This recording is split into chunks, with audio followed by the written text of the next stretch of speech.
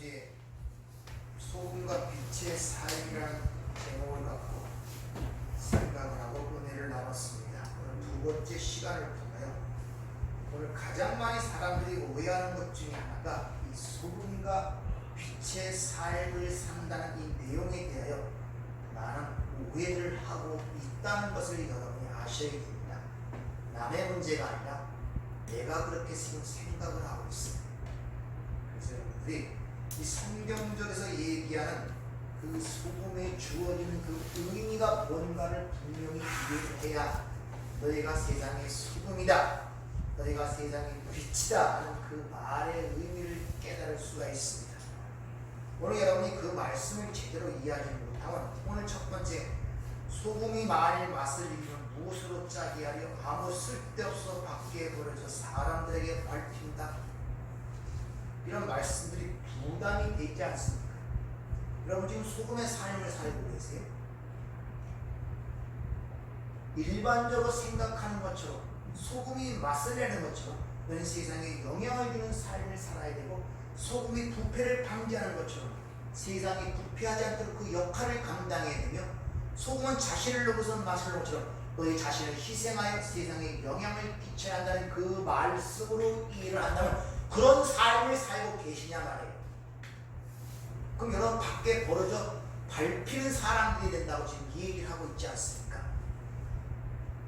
근데 사실 우리가 이 말씀에 대해서 고민을 하지 않고 그렇게 살려고 노력하지 않기 때문에 이 말의 의미가 자꾸 오해되는 거예요.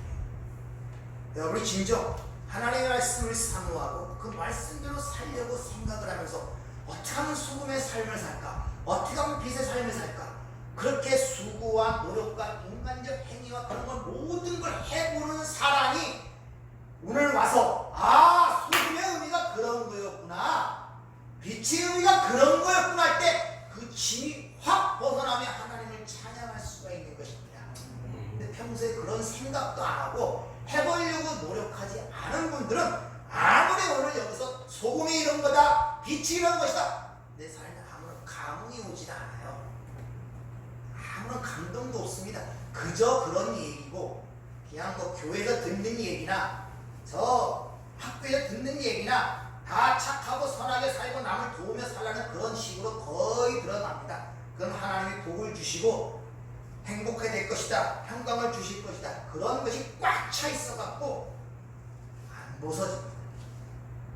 그러니까 말씀을 받을 때 감동이요, 짐이 떨어져 나가는 그런 경험들이 없는 거예요. 그렇게 내 짐을 누르고 신앙생활에 어려움과 고통에 힘이 있는데 그것이 하나하나 떨어져가는 그때의 그 기쁨, 그 평안함, 그 활이, 이런 것들이 삶 속에서 하나하나 맛보질 때 예수 믿는 맛이 나고, 진리가 너희를 자유케 한다는 그 말씀의 진리가 이런 거구나 무릎을 치는 그런 감동들이 삶 속에 드러나야 된단 말입니다.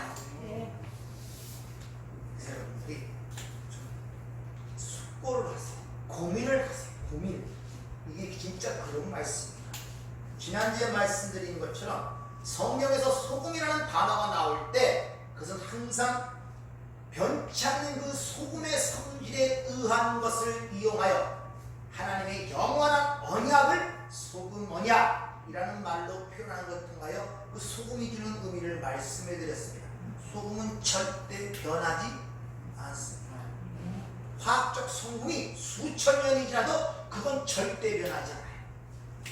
그런 소금의 성질을 이용하여 하나님의 언약은 절대 변하지 않고 반드시 성취된다는 그 의미가 소금이라는 말씀 속에 포함되어 있는 내용이란 말입니다. 따라서 그 하나님의 영원한 언약을 성취하신 분이 누굽니까? 예수 그리스도로만 자랑하고 예수 그리스도의 의만을 의지하며 사는 삶을 소금의 삶이라고 하는 거예요. 이해가 되십니까? 그게 소금의 삶이에요. 세상이 윤리 도덕적 기준에 의하여 합의해 놓은 세상 기준에 의하여 어떤 행위를 통하여 세상에 영향을 끼치고 복음을 보이는 그런 삶이 소금의 삶이 아니라 예수의 의밖에 우리를 구할 의가 없고 예수 예수만 자랑할 수밖에 없는 그 상황, 그것을 깨달은 자들의 삶이 소금의 삶이란 말입니다. 그런데 그렇게 예수의 의만 의지한다는 그 말은 인간의 자신의 의를 부정한다는 의미가 같이 되어 있단 말입니다. 따라서 그런 예수만 의를 의지하고 예수만 자랑하는 소금의 삶은 인간의 의를 부정하고 인간의 자존심을 부서뜨리고 깨뜨리기 때문에 필연적으로 뭐가 일어난다? 박해가 일어나는 거예요. 필연적으로. 여러분, 예수 믿으세요, 예수 믿으세요, 우리 그런 말 많이 하죠. 그 말의 진정한 의미는 너는 아무것도 아니고 너는 먼지에 불과한 자야. 예수만이 생명이고 예수만이 너를 구원할 수 있는 그 말과 동일한 의미예요. 그러니까 그 진정한 그 의미를 알아듣는 자들은 바로 성령이 함께하는 자만이 그걸 알아들을 수가 있단 말입니다. 이렇게 제물이자 제사장이신 예수에 의하여 살아난 그들을 성도라 그래요. 근데 그렇게 예수가 제물이 되어 제사장이 되어 살아난 그들 역시 그 제물과 제사장의 삶을 이 역사 속에서 경험하고 체험하게 되어 있다는 것입니다. 그것을 자기 부인, 자기 십자가라고 주님이 말씀하시는데, 나를 따르거든 자기를 부인하고 자기 십자가를 지고 나를 따를 것입니다. 누가복음 내게 그걸 지지 않고 내게 합당치 않은 그런 말씀을 하고 있죠. 그래서 로마서 12장에 보면 너의 몸을 산 제물로 드려라. 제물은 죽여서 드리는 거 아니에요. 그러니까 네가 살아있는 자체가 제물의 삶이랍니다. 죽음의 삶이란 말입니다. 또 베드로는 우리에게 뭐라고 하니까 너희를 왕같은 제사장이라고 그러죠. 따라서 이 삶을 통하여 그 예수의 제물 대신 예수의 제사장이 한마디로 하면 십자가의 삶이 내 삶에서 체험과 경험이 되어질 때만이 진정한 하나님의 은혜와 사랑을 알 수가 있는 것입니다. 반드시 경험을 시켜야 하나님께서. 인간은 경험과 체험이 되어야 비로소 알아먹기 때문에 그래요. 가장 확실한 교육은 체감하게 만드는 것입니다. 아무리 이거 만지면 뜨겁다 뜨겁다 1000번을 내는 것보다 한 번 손을 대서 뒤본 자는 그 다음부터 가르칠 필요가 없어요. 근데 인간이 죽었기 때문에 그렇게 경험을 해도 다시 반복을 해요. 영적인 문제는 모른단 말이에요. 그래서 죽었단 말이에요. 그 여러분 삶 속에 같은 문제들이 계속 반복되면서 그것이 반복되는, 거기서 체험과 체득을 통하여 알아먹지 못한 거예요. 그걸 죽었다는 것입니다. 성경의 창세기 1장에 보면 이 창조의 원리에 있어서 매 첫째 날, 둘째 날, 셋째 날, 다섯째 날, 여섯째 날까지 반복되는 후렴구가 있는데, 아침이 되고 저녁이 되는 것이 아니라 저녁이 되고 아침이 되니 이는 첫째 날이라. 아침이 되고 저녁이 되는 것이 아니라 저녁이 되고 아침이 되니 첫째 날이라. 저녁이 되고 아침이 되니 둘째 날이라. 저녁이 되고 아침이 되니 셋째 날이라. 여기 반복이 돼요. 우리의 신앙, 우리 이 세상에서는 아침이 되고 저녁으로 가는 걸 생각하고 있죠. 그러니까 종말이 안 좋은 거예요. 끝이 어둠이란 말이야, 이 세상에서는. 그러나 성경은 저녁이 되고 아침이 돼. 가운데 뭐가 있습니까? 밤이라는 걸 통과해. 이걸 또 다른 말로 환란, 들립세우스라는 거예요. 반드시 아침으로 나가기 위해서는 밤이라는 터널을 통과해야 돼요. 그 통과하는 과정 속에서 하나님이 누구인지, 너희가 어떻게 하나님의 백성이 되었는지를 가르치는 교육의 현장이란 말이에요. 이것이 창조, 첫 창조란 말입니다. 그때부터 시간이 시작된 거예요. 이게 바로 우리가 산다는 세상, 그래서 세상을 어둠이라고 하는 거예요. 밤. 아무도 그걸 못 알아먹는 것입니다. 하나님의 백성들만이 알아요.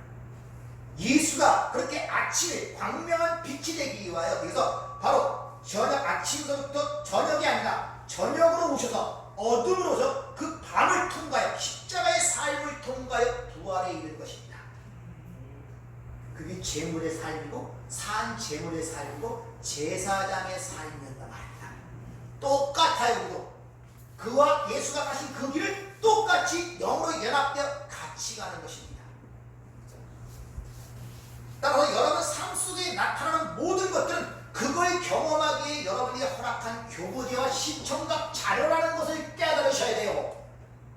그냥 예수 믿는 것 따로 내 삶 따로가 없단 말입니다.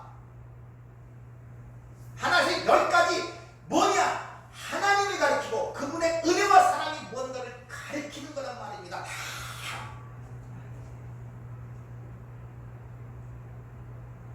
그런 시각과 관점에는 그냥 살아가는 거예요. 세상 사람은 똑같죠. 아침이 되고 저녁이 되고 밥 먹고 살고 아무런 의미 없어요. 그냥 걸어가는 거예요. 그냥 육신이 원하는 거 먹고 그때 조금 기뻐하는 거고 그러면서 하루하루 가는 거예요. 그러다 어떻게 가겠지 이런 생각으로 그냥 가는 거란 말이에요.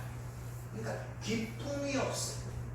깨달음을 통한 환희, 사랑과 희락과 화평, 성령의 열매가 삶 속에 감지가 되질 않아요.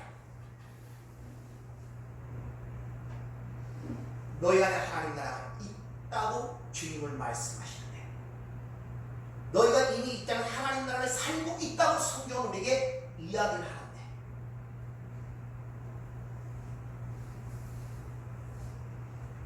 그래서 그렇게 삶이 소금의 삶이란 말입니다. 그게 박해가 일어날 수밖에 없죠. 그래서 소금을 또 다르게 영원이라는 그런 의미에서 사용할 뿐만 아니라 또다시 그 영원 속에 언약 속에 있는 그 백성들의 삶이 또 어떠함을 가리키기 위하여 소금을 또 다르게 표현하는데 이렇게 표현합니다. 스바냐 2장 9절을 보면 만군의 여호와 이스라엘 하나님이 말씀하라 내가 나의 삶을 두고 맹세하노니 장차 모압과 소돔과 같으면 암몬과 고모라가 될 것이다. 찔레가 날며 소금 구덩이가 되며 영원히 황폐하리니 내 백성의 남은 자들이 그들을 노력하여 나의 남은 백성이 그것을 기업으로 얻을 것이다.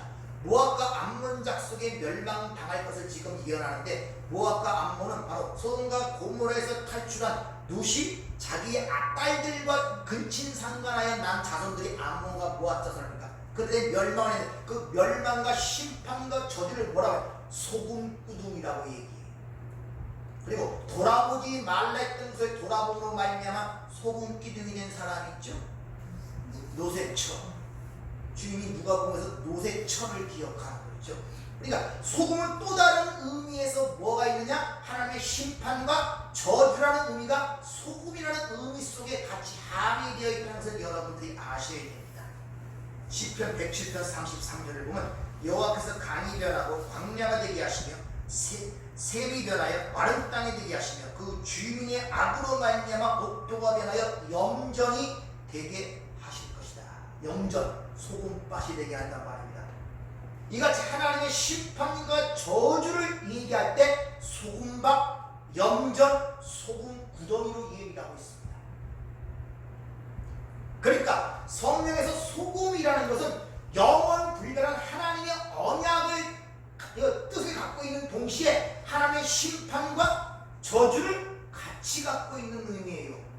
따라서 하나님의 영원한 언약 속에 구원받은 하나님의 백성들이 하나님의 은혜의 왕 노릇에 끌려가는 그 상태에서 소금의 삶이 드러나는데 그것이 바로 심판과 저주의 삶이 그 삶 속에 드러난다는 의미가 있단 말입니다. 그래서 예수가 십자가에 지는 그 십자가의 삶 자체가 하나님의 심판과 저주를 받는 삶이었어요. 누구 대신? 우리 대신. 우리 대신. 따라서 여러분도 하나님의 영원한 언약 속에 있는 하나님의 백성들이지만 역시 심판과 저주를 여기서 경험하게 되어 있단 말입니다. 여러분이 지금 코로나를 걸리지 않게 해서 뭘 맞습니까? 백신 맞잖아요. 그 백신은 진짜 코로나를 걸리지 않기 위해 예비로 받아서 항체를 만들어내는 게 백신 아닙니까? 영원한 심판과 저주에 떨어지지 않기 위하여 여기서 백신을 맞는 삶을 살고 있단 말입니다. 우리가 그게 십자가의 삶이고 우리의 신앙생활이에요. 여러분이 왜 가서 주사를 아픈 주사를 맞습니까? 뭐 때문에 이거 맞으면 저거 안 걸릴 줄 알기 때문에. 끌고 가서 맞는 거예요. 여러분이 영원한 심판과 그 저주를 알고 있다면 오늘 여기서 잠깐 나가는 그런 것들은 쉽사리 이기고 지나갈 수가 있단 말입니다. 불평과 원망이 여기서 안 나와요. 여러분 삶 속에 나타나는 것들은 전부 다 그런 것들을 경험하여 내가 저 가운데서 하나님이 건지구나, 조금이나마 예수의 십자가, 그분이 이 땅에 이 어둠, 흑암, 내용도 없고 틀도 없는 이 세상에 빛으로 올 때, 그때부터 성육신할 때부터 이미 십자가의 삶이었단 말입니다. 쉽게 말하면 어항을 만들어놓고 물고기 사는 그곳을 내가 만들어놓고 내가 그 물고기 어항 속으로 들어가는 게 성육신이란 말입니다. 그때부터 십자가의 삶이란 말입니다. 거기서 그걸 경험합니다.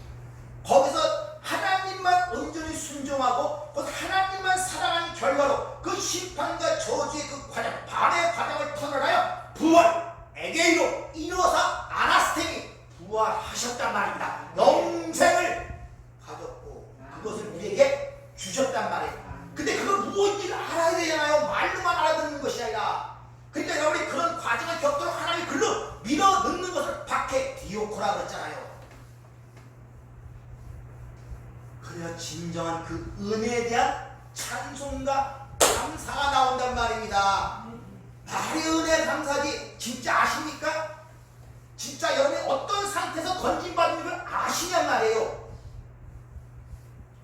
우리가 어떤 존재인데 하나님 어떤 사랑을 보고 어떤 희생을 통해서 건져내는 그걸 아냔 말이에요. 경험하지 않고 삶 속에 그런 문제가 드러나고 체감되지 않으면 절대 우리는 몰라요.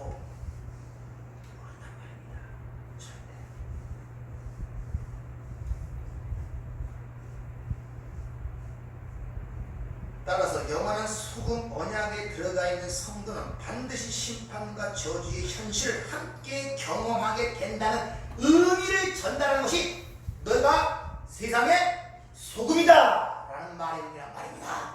어떻게 살아가는 것이 아니라 내가 이런 일을 했으니까 이런 과정을 거칠 거야를 너희는 세상의 소금이다 그러는 말입니다.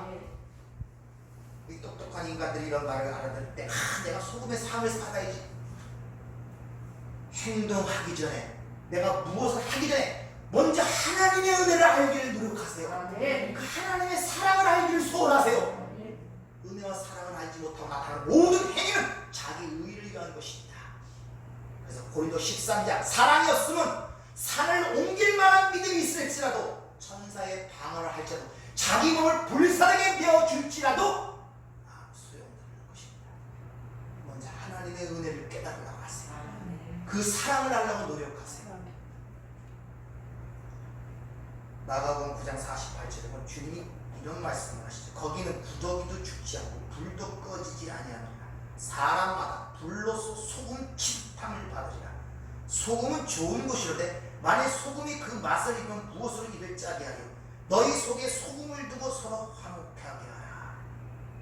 이게 하나님의 심판, 지옥불 가운데 있는 것을 불 가운데 소금 치듯하듯 이렇게 이야기를 하고 있단 말입니다. 근데 그 소금이 좋은 것이래, 유익한 것이래. 무슨 말이냐? 이 세상에서 그런 소금 치듯한, 즉 심판과 저주의 경험을 통하여 내가 무너지는 경험을 하게 된단 말입니다. 내가 무너지는 경험, 자기 부인의 과정을 겪어내면서 내가 부인되고 오호 이 곤관 사망의 몸에서 누가 나를 건져내리 하는 그런 절절한 외침과 고백 속에 있다가 우리 주 예수 그리스도만이 내가 하나님께 감사한다는 쪽으로 가게 만든단 말입니다. 그래서 소금은 유익한 것이다 이렇게 얘기하는 거예요.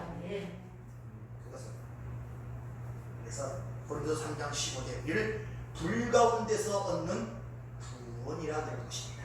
불 가운데서. 그래서 성경은 그 저주와 심판을 상징하는 소금이 떨어질 때 거기서 회복의 역사가 일어나는 내용들이 기록되어 있는 것입니다. 열왕기하 2장 19절 한번 내용 잘 들어보세요. 엘리사 때 있었던 일인데 그 성읍 사람들이 엘리사에게 말하되 우리 주인께서 보시는 바와 같이 이 성읍의 위치는 좋으나 물이 나쁨으로 토산이 익지 못하고 떨어지나이다. 엘리사가 이르되 새 그릇에 소금을 담아 내게로 가져오라 하매 곧 가져온지라. 엘리사가 물 근원으로 나아가서 소금을 그 가운데에 던지며 이르되 여호와의 말씀이 내가 이 물을 고쳤으니 이로부터 다시는 죽음이나 열매 맺지 못함이 없을지니라 하셨느니라 하니 그 물이 엘리사가 한 말과 같이 고쳐져서 오늘에 이르렀더라. 물이 나빠서 토산이 맺지 못하고 열매가 떨어지는 그곳에 물의 근원을 찾아가 소금을 던졌더니 열매를 맺게 됐다는 그런 내용이 시작합니다. 그러니까 하나님의 심판과 저주를 상징하는 그 소금 자체가 그 나쁜 물에 던져졌더니 거기서 다시 열매를 맺기는 회복의 역사가 일어나는 거예요. 따라서 여러분의 소금의 삶은 회복을 위한, 살리기 위한, 토산을 맺지 못하고 죽는 그 상황을 살리기 위한 하나님의 배려란 말입니다, 여러분. 그래서 내가 환난 중에도 기뻐하노니 환난은 인내를 인내는 소망을 이루는 내가 알리라, 이렇게 얘기하는 거예요. 내 삶 속에 나타나는 그런 문제 하나하나를 그런 식으로 지금 보는 시각이 바뀌어져 가야 돼요. 그것이 거기서 하나님의 은혜를 발견해야 된단 말입니다. 그럴 때 세상에 관심을 가면 어찌 저기서 감사가 나올 수가 있냔 말이에요. 그것이 상식적으로 이해가 되질 않아요. 어찌 순교의 현장에서 목마르가지고 총선의 현장에서 하나님께 감사의 찬양이 나오냔 말입니다. 세상이 이해될 상황이 아니잖아요. 이런 것들은.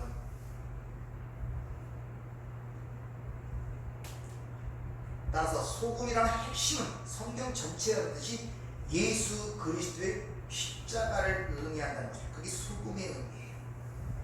예수의 십자가의 사건은 하나님의 진노와 저주, 지금 하나님의 공의와 사랑이 동시에 드러난 사건입니다. 아시겠습니까? 그러니까 예수의 십자가는 나의 저주와 심판을 당하는 것까지만 보시면 안 된단 말이에요. 거기서 같이 하나님의 크신 사랑을 동시에 봐야 된단 말입니다. 동시에. 레위기 2장 13절을 보면 이런 말씀이 있습니다. 내 모든 소재물에 소금을 치라. 내 하나님의 언약의 소금을 내 소재에 빼지 못할지니 내 모든 예물에 소금을 드릴지니라. 그러니까 소금이 소재에 뿌려짐으로 그 소재물이 완전해진다는 것. 소재라는 것은 짐승을 잡아드리는 제사가들에게 곡물을 드리는 제사예요. 근데 거기 모든 소재물은 뭐가 뿌려져야 하면 소금이 뿌려져야 그 소재물이 완전하게 된다는 거예요. 주님이 요한복음에 보면 내가 하나의 미랄이라고 그러죠. 하나의 미랄이 죽어야 많은 열매는 거예요. 그러니까 예수라는 것에 소금, 심판과 저주가 떨어진, 다시 말해 예수 그리스도의 십자가의 죽으심으로 말미암는 사건이 소재에 담겨있는 의미고 그림이란 말입니다. 근데 구약에서 그런 일들을 많이 하면서 저녁을 못 알아먹으니까 그분이 오셨는데 죽이는 것입니다. 그 당시에 그 바리새인들의 이야기가 아니라 그것은 말씀을 만난 우리에게 교훈과 거울로 주신 이야기이기 때문에 오늘 이 시대에 교회라는 곳에서 하나님을 믿고 예수를 믿고 떠나간다는 자들이 그런 일을 행할 수 있는 위험과 경고성이 있기 때문에 성경에 그걸 기록해 놓은 거예요. 내가 예수를 믿는다면서 내 삶 속에 예수를 죽이는 결과가 나타난단 말입니다. 하나님을 믿는다면서 하나님이 아니라 바알을 믿는 형국이 된단 말입니다. 그래서 다른 예수가 있고 다른 복음이 있고 다른 영이 있는 것입니다.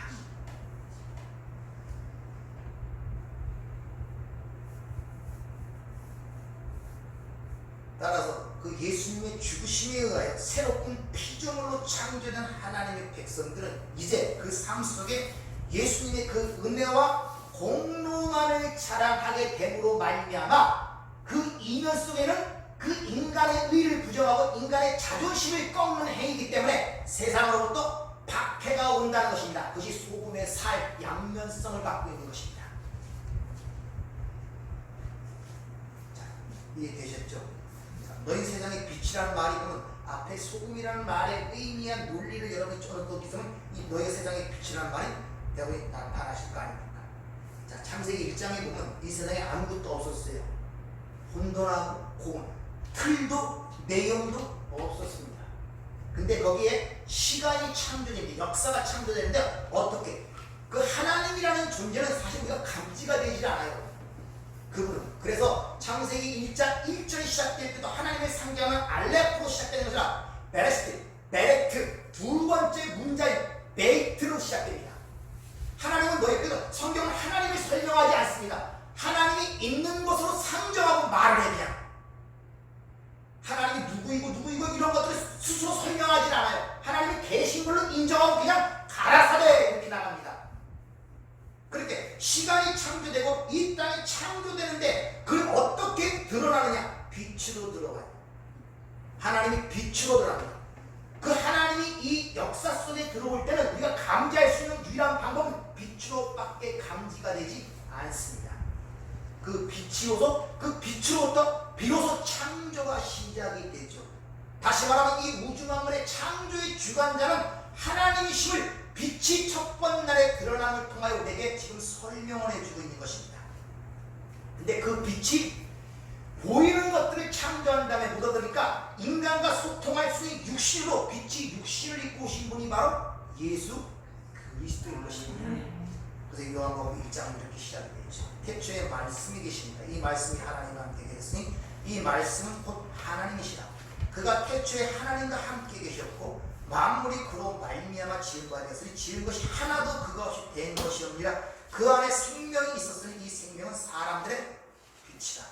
빛이 어둠을 비치되 어둠이 깨닫지 못하더라. 자, 빛과 어둠을 대조했는데 성경에서 어둠이란 말이 많이 나오죠. 그러니까 이 어둠이란 말이 뭐냐면 빛이 비추는데 그 빛을 알아먹지 못하는 것을 어둠이라고 해요. 이 세상이 어둠이라고 그러잖아요. 성경에서 어둠이라는 것은 여러분이 생각하는 것처럼 뭐 어둠컴컴한 데서 나쁜 도박이나 하고 뭐 술이나 먹고 뭐 이상한 일들이라고 뭐 율도 바쁘냐 그런 걸 어둠이라고 하는 것이 아니라 성경은 빛이 왔는데 그 빛을 알아먹지 못하는 상태를 어둠이라고 해요. 그러니까 예수님이 빛이 이 땅에 오셨는데 세상이 그걸 알아보지 못했기 때문에 세상을 어둠이라고 표현하고 있단 말입니다. 그래서 주님이 오신 목적을 이사야 42장 6절로 이렇게 얘기합니다. 나 여호와가 의로 너를 불렀음즉 내가 내 손을 잡아 너를 보호하며 너를 세워 백성의 언약과 이방의 빛이 되게 하리라. 내가 눈먼 자들의 눈을 밝히며 갇힌 자를 감옥에서 이끌어내며 흑암에 앉은 자를 감방에서 나오게 하리라. 하나님께서 빛 대신 예수를 이 땅에 보내시는 목적을 몰았으니까 소경의 눈을 밝히고 흑암에서 그들을 끌어나오는 것이라고요. 그렇게 하나님이 그런 의도로 빛을 육신을 입은 예수를 보냈는데 그 빛을 하나도 세상에서 알아보지 못하더란 말이에요. 그 세상이 어둠이라는 것입니다. 우리가 어둠이 있다는 것은 내 안에 남에 대한 시기와 질투, 미움, 증오 이런 인간적 단순한 그런 감정이 아니라 숨겨놓은 거짓말 뭐 그런 걸 얘기하는 것이 아니라 우리 안에 하나님의 빛, 하나님의 말씀이 들어올 때 온전히 그것을 내가 보지 못하는 그것을 어둠이라고 그러는 것입니다. 그걸 어둠이라 해요. 어둠.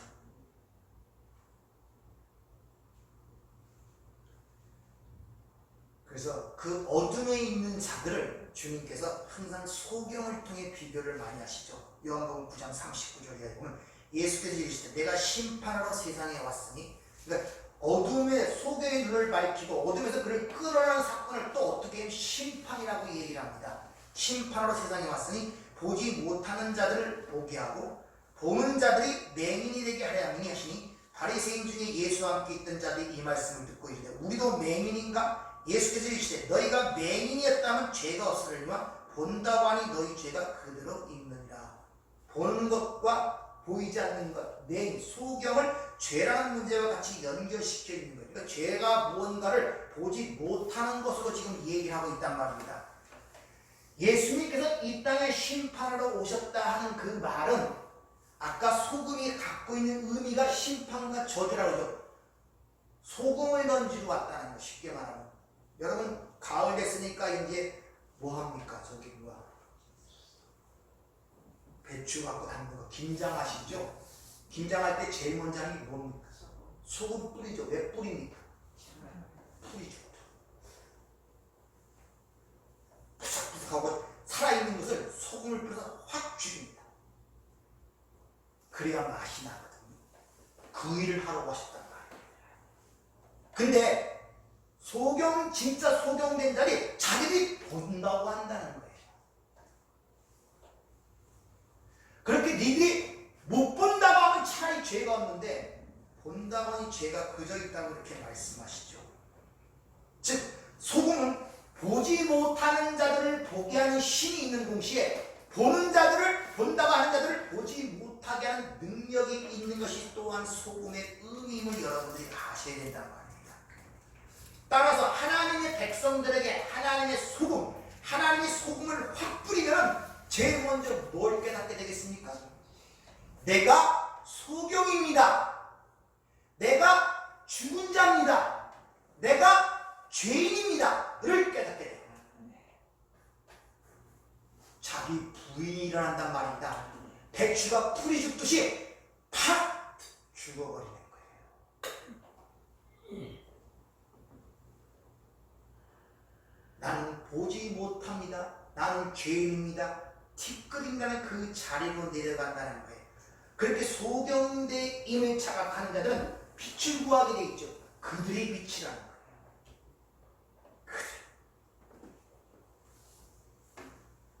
그런 자들에게 주님께서 대신 그 어둠을 가져가시고 빛을 주시는 것, 이것이 구원이라고 하는 것입니다. 또 다른 말로 쉽게 표현하면 병든 자에게야 누가 필요하냐? 의원이 필요하잖아요. 내가 건강하다는데 무슨 의원이 필요하고? 그 얘기랑 같은 얘기란 말입니다. 그러나 내가 소경이 아니고 본다고 하는 자들은 하나님의 은혜를 잊지를 못하는 거예요. 고치러 왔는데 나는 건강하다는 자에게 의원이 왜 필요했겠냐는 거예요. 이들이 바로 하나님의 언약 밖에, 소금 언약 밖에 있는 자들의 모습을 우리에게 가르쳐주고 있다는 것입니다. 그래서 빛이 어둠을 비출 때 그 어둠에 있는 자들이 빛으로 나오는 그 상태를 나를 믿는 자라고 성경은 이야기하고 있는 것입니다.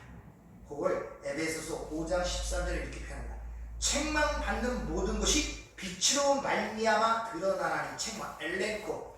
요한복음 16장에 보면 성령이 오시자 우리 안에 죄에 대하여, 의에 대하여, 심판에 대하여 폭로한다는 것, 그게 엘렌코란 말입니다. 그러니까 성령에 의하여 폭로되는 자들은 빛으로 말미암아, 빛으로 그것이 설명이 된다 이 말이에요. 근데 그렇게 설명이 되는 것마다 그것이 바로 빛이다 이런 말이에요. 빛을 알아보는 게 빛이란 말입니다. 그래서 그러므로 이르시기를, 그런 상태를 잠자는 자여 깨어라, 에게이로 자는 자들아 일어서라, 죽은 자들 가운데서 일어나라, 아나스테미 위로 똑바로 서라. 그리스도께서 내게 비추시라 하셨느니라. 이렇게 이야기하고 있다는 것입니다. 그러니까 내가 소경입니다, 죄인. 다시 말하면 나를 신뢰하고 나를 자랑하던 그 자리에서 내려와 오직 예수의 의만을 의지하며 예수만을 자랑하는 그 자리로 오는 것을 빛이다, 이렇게 성경은 이야기하고 있단 말입니다. 그래서 그 당시에 율법을 잘 지키고 하나님의 말씀대로 산다는 바리새인들을 각하여 니들이 소경이다, 니들이 어둠이다. 진짜 빛이 왔는데 빛처럼 살던 그들이 그 빛을 알지 못함으로 말해 이들이 가짜 빛이었구나를 깨닫게 되는 거예요. 폭로시키는 거예요. 자신들이 빛으로 살았거든요. 하나님의 말씀을 받은 자로서 선민의식을 갖고 하나님의 말씀을 순종하며 안식을 지키며 제사를 드리며 세상의 빛으로 사는 그들에게 진짜 빛 되신 그분이 왔는데 그들이 알아보지 못하는 그 빛을, 그 자체가 그들이 어둠이며 소경이니 폭로된 거란 말입니다. 그래서 회칠한 무덤, 그 안에 사람의 썩은 뼈와 더러운 것들이 겉은 하얀 회칠로 만들어 나갔고 깨끗하게 보이는데 속은 썩은 뼈, 더러운 것들이 가득하다고 그걸 얘기하고 있죠. 자, 그러면 이 내용을 여러분이 잘 인지가 되면 너희가 성도가 세상의 빛이다 하는 그 말은 무슨 말이겠습니까? 우리 역시 성도 이 존재 자체가 세상의 어둠을 폭로하는 그런 삶을 살게 된단 말입니다. 어둠을 폭로하는 것. 그럼 어떻게 세상의 어둠을 폭로시킵니까?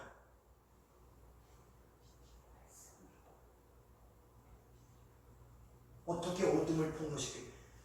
너희가 세상의 빛이다. 그럼 우리가 빛으로 세상을 살아간단 말입니다. 빛은 어둠을 폭로시키는 역할을 하는 예수님이 빛으로 왔더니 어둠이 폭로됐잖아요. 제가 죽는 겁니다. 네? 어떻게 폭로시키겠어요, 여러분이? 구제와 선행을 열심히 하면 세상의 어둠이 폭로될 것 같아요? 열심히 이런 장소에 모여갖고 특심한 열심으로 댕기면 그것이 세상의 어둠을 폭로시킬 것 같습니까? 어떻게 폭로시킬 것 같습니까? 그러니까 여러분들이 아직 이 구원, 복음이라는 것이 맥이 서 있질 않아요. 맥이 그냥 대부분의 개념이 예수 믿고 착하게 선하게 살자, 이웃 돕고 구제도 하고 선행도 하고 세상도 칭송받고 그러므로 우리 그 칭송하는 행위를 통해 하나님께 영광, 대부분 그것이 다 예수 믿는 거 한계점입니다. 다 그렇게 살아야 다 돼요. 잘 이해하시기 바랍니다. 자, 뭘 어떻게 그들의 어둠을 드러내냐 하면은 주님이 바리새인들의 어둠을 어떻게 드러냈습니까? 어떻게 드러냈어요?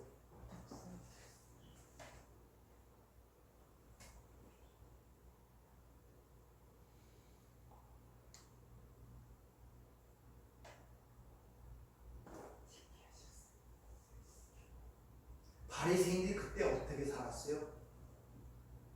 나쁜 짓 하고 살았습니까? 일주일에 2번씩 금식한 돈으로 고아와 과부를 도왔던 자들이에요. 안식일을 지키기 위해서 목숨을 걸고 그 안식일을 지키는 자들이고, 제사를 얼마나 열심히 지내는지 모르고, 그들은 하나님의 말씀을 너무 좋아하여 평생 동안 하나님의 말씀을 연구하며 그것도 부족하여 손에 태프림을 받고 머리에 관을 쓰고 있는 자들, 빛으로 살던 자들. 근데 그들이 어둠을 어떻게 드러냈습니까?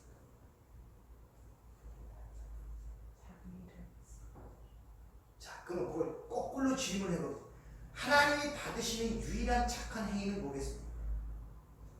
하나님 어떤 행위만 받으시겠어요? 하나님이 받으시는 착한 행실이 뭡니까?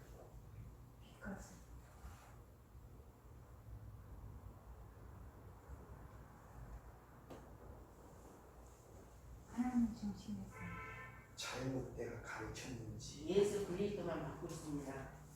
예수만 하나님 받아요. 네. 하나님이 받으시는 분은 예수밖에 없습니다. 아멘.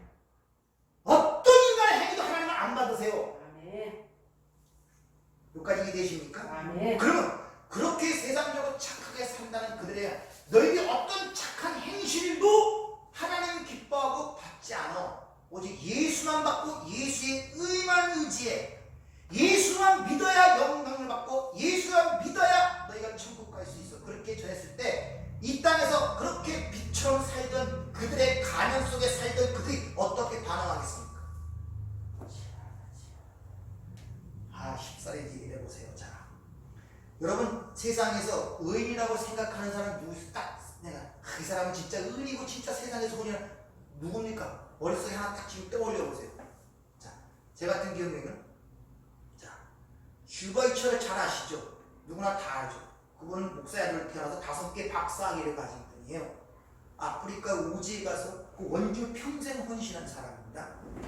성자라고 그러죠. 성자. 사람이 받을 수 있는 칭호 중에 성자에서 큰 게 있습니까? 없단 말이에요. 성자예요.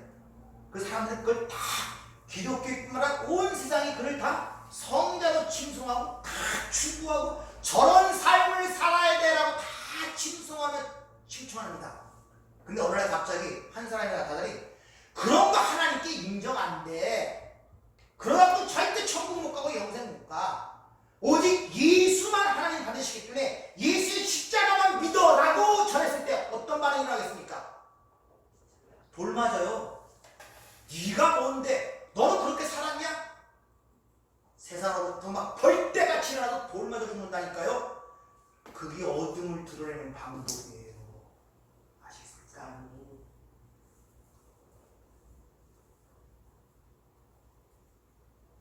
그 얘기 쉽겠습니다.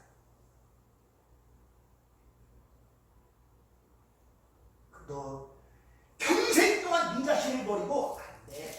네 자신을 몸 불사르게 줘도 안 돼. 이 자산을 다 팔아도 죽을 때까지 그 가난한 자리에서 살아서 안 돼. 그거 갖고는 안 돼. 예수 믿어야 되고 예수의 음 안에 잊어야 되고 예수만이 유일한 생명이라고 전했을 때 온 세상이 추종하고 영하고 본받고 싶어하는 그 사람을 추적하는 무리들이 어떻게 반응하겠냔 말이에요. 죽이라고 그러죠. 때려 죽이라. 그래서 예수가 십자가에 못 박혀 죽은 거예요. 이게 세상의 어둠을 드러내는 방법이에요. 아시겠습니까? 좋은 말 할 때 누가 그래요? 온난화주는데 누가 뭐라 그럽니까? 밥 먹여주는데 누가 뭐라 그래요? 예수 믿고 잘 산다 그러는데 누가 뭐라 그래요?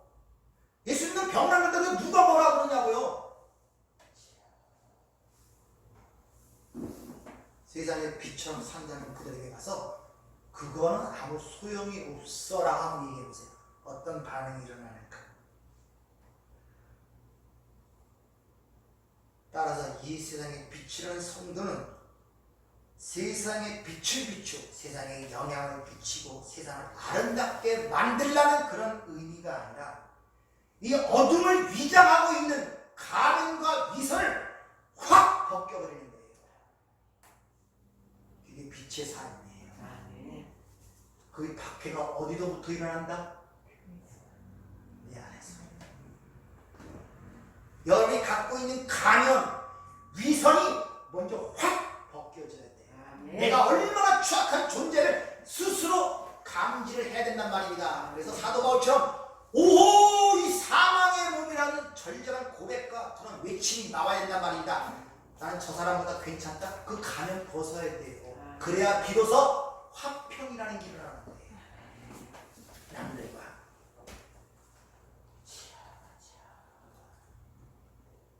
그렇게 성도가 세상으로 빛으로 드러나게 살자. 그래서 오늘 본문 말씀에 산 위의 동네가 숨기우지 못한다라는 거예요. 이사야 2장에 보면은 유대인들에게 있어서 이 산 위의 동네라는 것은 예루살렘을 얘기하는 거예요. 그러니까 언덕바지에 예루살렘 성이 있고 그 안에 성전이 있거든요. 이건 모리아산, 시온산 위에 세워진 것이 예루살렘입니다. 근데 그 당시 그 예루살렘은 율법주, 인본주의 핵심이 율법주의 본산이 예루살렘이었단 말입니다. 주님이 진짜 성전이신 예수님이 그 가짜 빛처럼 사는 예루살렘 성전에 가서 지금 산상순이라는 설교를 하시는 거예요.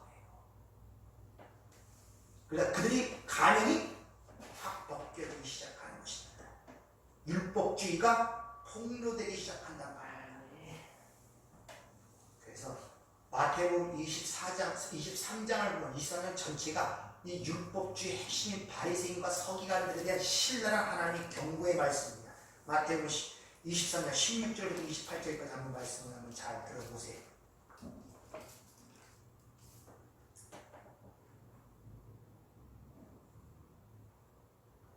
화 있을진저 눈먼 인도자여 너희가 말하되 누구든지 성전으로 맹세하면 아무 일 없거니와 성전의 금으로 맹세하면 지킬지라 하는도다.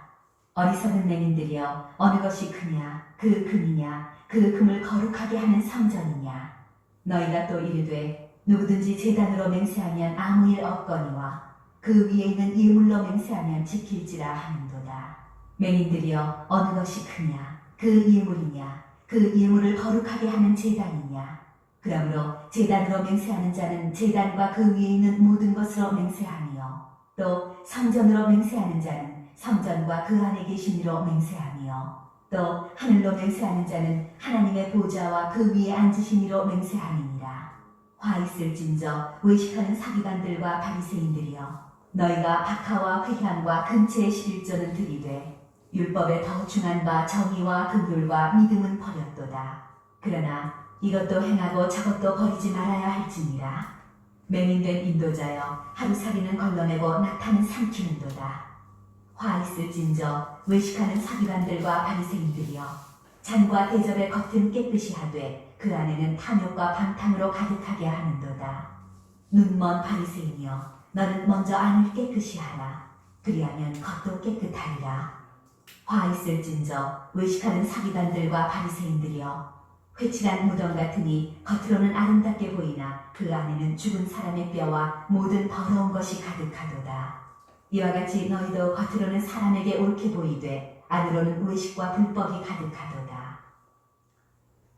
율법자애들이 제단과 성례로는 맹세하면 별로 관심이 없다가 그 외에들인 금과 예물로 맹세할 걸 지키라고 강요를 한단 말이야. 무슨 말입니까? 산 위의 동네 예루살렘 율법주의 상징인 그 예에서 하나님의 행위가 하면 종교적 행위는 모든 것이 나의 유익을 위해서 하는 행위란 말이에요. 나의 유익을 위해서. 그래서 제단으로 맹세하고 성전으로 맹세하면 아무거나 안 하고 있다가 재물과 어떤 금 같은 걸로 맹세하면 지키라고 탁 따라한단 말이에요. 종교 행위가 하나님을 위한 것이 아니라 나의 유익과 나의 이익을 위한 종교적 행위였음을 좀 신랄하게 비판하고 있단 말입니다. 이런 걸 통하여 오늘날 이 시대 우리 교회 생활, 신앙 생활이라는 것이 진짜 하나님의 은혜와 사랑을 알아 그분의 영광을 위해서 하는 것이 아니라 내 가족, 내 행복, 내 만족, 내 야망, 내 성공을 위해서 하는 것이 아닌가를 돌이켜보는 거울로 삼아야 한다. 아멘. 거울로. 따라서 율법을 지켜 또 제사를 지켜 착한 일을 해서 자신의 영성이나 평판, 세상적 유익을 쌓으려는 헌신은 그 안에는 예수가 없는 헌신이라. 그래서 구약의 말라기로 성전문이 닫히는 거예요. 구약에서 끝나는 거예요.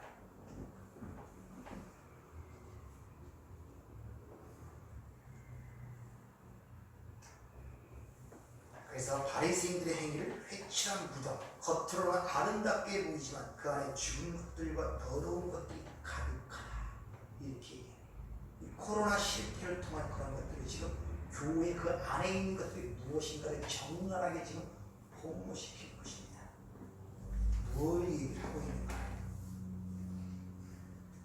이같이 예수님의 의 앞에 인간들의 의, 다시 말하는 산이 예루살렘은 반드시 그 실체가 폭로되는 것과 같이 너희가 세상으로 빛으로 살게 되면은 인간의 중심이 되어 창세기 3장의 말씀처럼 하나님처럼 살려는 치명적 복에 걸려 사는 인간들의 실체가 그대로 적나라하게 폭로가 된단 말이에요.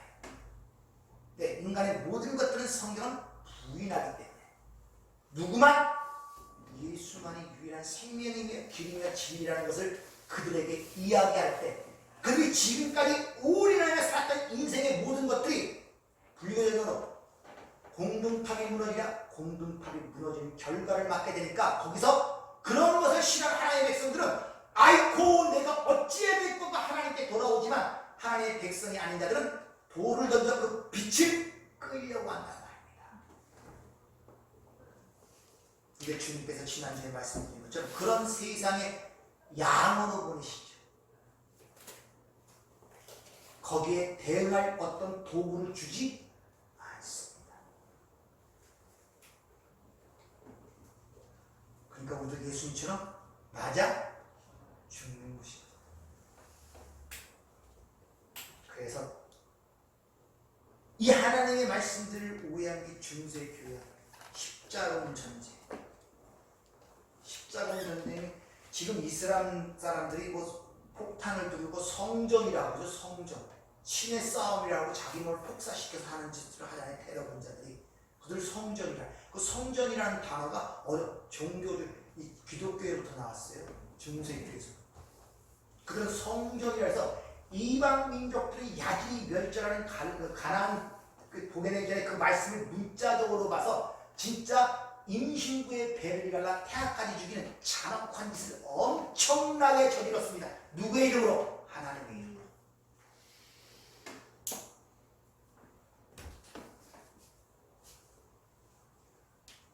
그걸 또 잘못 이해한 가까운 역사 속에는 미국의 아메리칸에 갔을 때 그 아메리카는 원주민이 있었죠.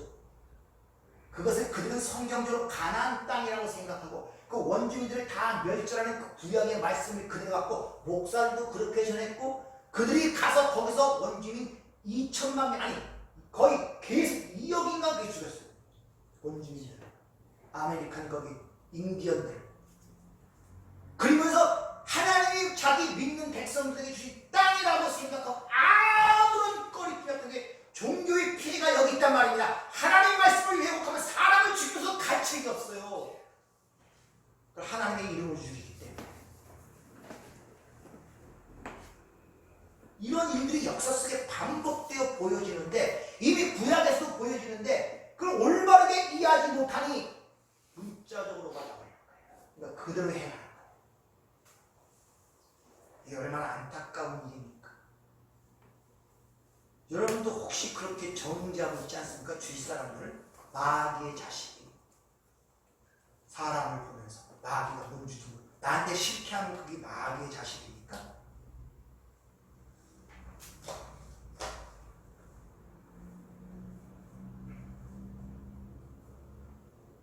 따라서 이 세상의 빛이라는 이 성도들은 예수의 십자가의 도만을 의지하고 그걸 붙들고 전하는 자로 살게 되어 있습니다. 사도 바울이 내가 예수 그리스도와 그의 십자가에 못 박힌 것 외에는 아무것도 알지 않고 작정했다면, 내가 그전에 그렇게 자랑하는 바리새인 중에 바리새인이요, 히브리인 중에 히브리인이요, 베냐민 지파요, 아브라함의 자손이요, 할례를 받은 자의 율법을 흠없는 자고, 내가 가말리엘의 문에서 자랐고 로마의 시민권을 갖고 헬라의 철학을 배웠고, 그걸 다 뭘로 여긴다? 배선, 똥꼴레로 여긴다. 갈라디아 6장 14절은 내가 예수 그리스도의 십자가에 대해 자랑할 것이 없다 그러죠. 그러면서 내가 십자가로 말미암아 세상에 못 박히고 세상이 나에 대해 죽었다 이렇게 선언을 해버립니다. 따라서 예수님의 의만을 의지하고 예수님만 믿는 것이 바로 하나님의 일이며 성경에 말하는 착한 행실이며, 그 착한 행실을 볼 때 하나님의 선택된 백성들이 들어와 하나님께 영광을 돌린다는 말이에요. 너희 착한 행실과 하나님께 영광을 돌리라는 말이 밑구절 16절에 있지 않습니까? 그리고 우리의 행위를 통해 그렇게 되는 것이 아니라 바로 예수 그리스도만 의지하고 예수 그리스도만 자랑하는 그들, 그것이 하나님의 일이며 착한 행실이며, 그런 행위를 할 때 선택된 백성들은 그 행위를 보고 돌아오고 그를 통하여 하나님의 은혜를 찬양하는 것, 바로 그것이 16절에 말씀하시는 의미라는 것입니다. 그러나 하나님의 백성이 아닌 자들은 그 빛을 꺼버리려고 노력을 하겠죠. 반드시 성도는 그러한 과정을 통과해야 되기 때문에, 그래서 환난이라는 단어가 생기는 거예요. 그래서 계시록 7장에 보면 흰옷 입은 큰 무리가 나오죠. 그러자 거기 24장로 중에 하나가 사도 요한에게 말하죠. 이는 어린 양의 피에 씻어 큰 메가네스 드립세우스 큰 환난에서 나오는 자라. 탈곡기. 여러분은 하나님의 탈곡기 속에 들어가 탈탈탈탈 탁 털린다. 나를 향한 것들이 탁 털린단 말입니다. 철저하게. 여러분은 지금 이 빛의 삶, 소금의 삶을 살고 있는가를 여러분이 먼저 생각해 보시고, 그러면 내가 어떻게 해야 될 것인가에 자기 행위에 먼저 관심을 가질 것이 아니라 먼저 하나님의 은혜를 알려고 노력하세요. 하나님의 사랑을 알려고 노력하세요. 그럴 때 내가 행하지 아니해도 스스로 자동적으로 행하게 되어 있습니다. 글로 끌려가게 되어 있단 말이에요. 정수는 사랑해봤어? 해봤지? 사랑하는 자가 2시에 나오라면 어때? 군말 없지? 사랑하는 자를 위해서는 20만이고 30만이고 초콜릿 같은 거 사다 주는 거 아까운 마음 없지? 그가 요구하지 아니했더라. 사랑을 알게 되고 은혜를 알게 되면 내가 무엇을 할 것인가를 스스로 찾고 행하게 되어 있어요. 누가 시켜서 하는 것이 아니라. 누가 시켜서 하는 것이 아니라. 그래서 먼저 여러분들은 빛과 소금의 삶을 살기 위해서 먼저 하나님의 은혜를 배우셔야 되고 하나님의 사랑을 아셔야 한다는 것입니다. 이것이 바로 너희는 세상의 소금이다. 너희가 세상의 빛이라는 그 말씀을 잘 기억하시길 바랍니다. 은혜롭고 자비로우신 아버지 하나님, 우리가 하나하나 이 말씀의 금을 대할 때마다 참으로 한 구석 한 구석이 찢어져가는 아픔이 있지만 동시에 거기에 기쁨과 또 평안이 있습니다. 주님, 우리가 모든 짐을 주 앞에 가지고 와서 내려놓고 내 멍에를 메고 내게 배우라고 말씀하셨습니다. 아버지, 집착하거나 고집하지 않게 하옵소서. 아멘. 주 앞에 내려놓은 저희가 되게 하시고 아멘. 주님이 말씀하신 그 멍에만이 나를 자유롭게 할 수 있는 그 진리를 깨달아 우리의 삶이 진정 세상의 빛이요 세상의 소금의 삶이 될 수 있도록 주께서 축복하여 주시옵소서. 아멘. 예수님 이름으로 기도하옵나이다. 아멘.